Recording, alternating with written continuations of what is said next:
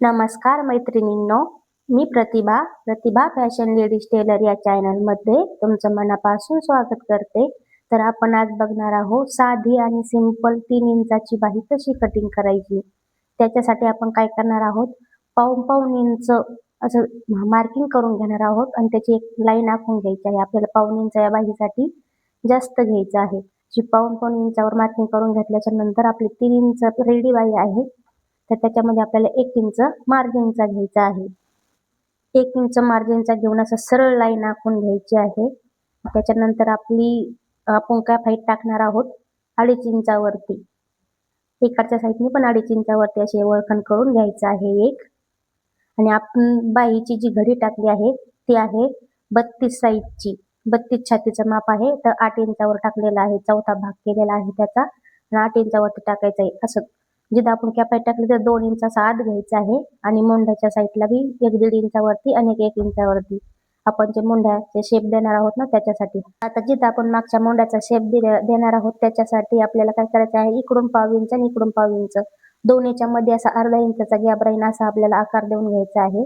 मागच्याचा आकार देऊन झाला का लगेच पुढच्याचा आकार देऊन घ्यायचा आहे. आता आपलं दंडगेर किती आहे 10 इंच. 10चं निम्म केलं तर 5 होतं. ते 5 इंच टाकायचं आहे आणि तिला पुढे 1.5 इंच मार्जिन. तसंच पुढं पण करून घेतलेलं आहे. शक्यतो दीडच्या ऐवजी 2 इंच घ्यायचं, तर लईच कमी वाटतं त्याच्याकरता मी 2 इंच घेतलेलं आहे पुढं मार्जिन. आणि अशा आपल्या सरळ लाईन आखून घ्यायची आहे आपल्याला. पहा आता जी पाऊण इंच वाढून घेतलं होतं ना, तर बंद बाजूच्या साईडने आपण तिकडं मार्जिन सोडलेलं आहे ना 2-2 इंच, त्या साईडला आपल्याला याची तिरकी लाईन आखून घ्यायची आहे.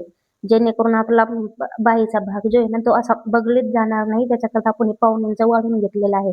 आपण ते वाढून घेतल्याच्या नंतर आता काय करायचं आहे, बाही आहे तशी मार्किंग केलेली आपल्याला कटिंग करून घ्यायची आहे. बाही कटिंग झाल्याच्या नंतर आपण काय करणार आहोत, मध्यावरती एक नॉच द्यायचा आहे. जिथं आपण फिटिंगची लाईन टाकली तिथं पण नॉच देऊन घ्यायची आहे. आणि पुढच्या मुंड्याचा जो आकार दिला आहे तो आपल्याला कटिंग करून घ्यायचा आहे. आणि त्याला आता पुढचा आणि मागचा असं लक्षात राहण्यासाठी काय करायचं आहे, आपण बरोबरचं किंवा म्हणा गुणाकाराचं चिन्ह असं टाकायचं आहे.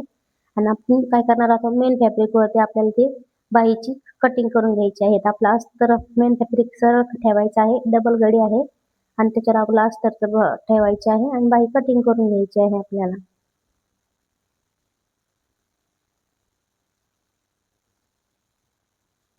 आता बाही कटिंग करून झाल्याच्या नंतर बाहीला लगेच आपण स्टिच करणार आहोत. म्हणजे लगेच आपल्याला बाही शिवून घ्यायची आहे. तर त्याच्याकरता काय करायचं आहे, मेन फॅब्रिक मी सरळ ठेवलेला आहे.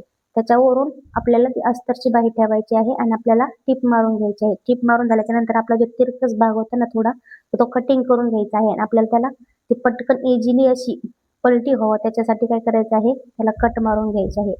आणि वरून आपल्याला दाबटीप द्यायची आहे त्याला. दाबटीप देताना काय करायचं आहे, काळजी घ्यायची आहे. जो आपण पहिली टीप मारली आहे ना त्याचा कपडा जो आहे ना तो अस्तरच्या खालीच आला पाहिजे. मेन फॅब्रिकच्या खाली जाऊ द्यायचा नाही, अस्तरच्या खालीच घ्यायचा आहे. जेणेकरून आपल्या बाहीला फिनिशिंग मस्त येणार आहे. आता ती दाबटीप देऊन झाल्याच्या नंतर काय करत आहे, आपल्याला वरून एक फिनिशिंगची टीप द्यायची आहे. फिनिशिंगची टीप दिल्याच्या नंतर जसा आपला बाहीचा आकार आहे गोलाकार, तसाच आपल्याला गोलाकारासहित आपलं मेन फॅब्रिकला अस्तरची बाही जॉईन करून घ्यायची आहे. जशी आहे तशी जॉईन करायची, कुठेही सळ पडता कामा नये. जेणेकरून आपल्याला काय करायचं आहे, हाताने बी त्याला फिनिशिंग देत चालायचं आहे. फिनिशिंग द्यायची आहे. फिनिशिंग दिल्याने काय होत आहे, सळ पडत नाहीत बाहीला. बाही कटिंग करून घ्यायची. मेन फॅब्रिकचा जो कपडा शिल्लक आहे तो कटिंग करून घ्यायचा आहे. आता आपण काय करणार आहोत, ती बाही आता जॉईंट करून घेणार आहोत आपल्या ब्लाऊजला.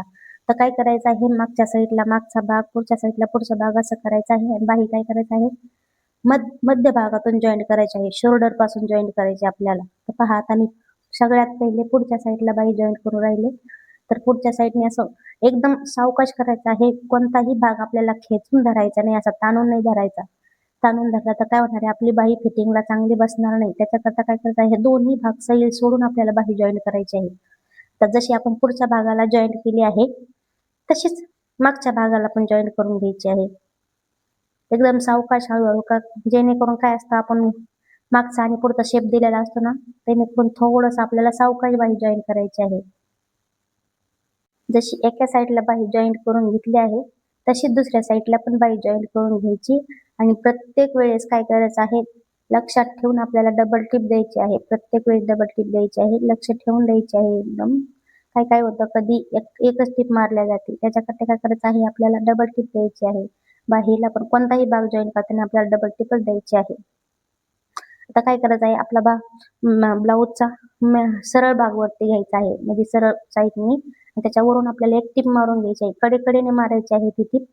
कडेकडेने टिप मारून घेतल्याच्यानंतर काय करायचं आहे, आपला जो उरलेला थोडाफार जो कपडा आहे ना, तो आपल्याला असा सरळ लाईनीत कट करून घ्यायचा आहे. आता ब्लाऊज उलटा करायचा आणि त्याच्यावरून थोडी आपल्याला एक टिप देऊन घ्यायची आहे.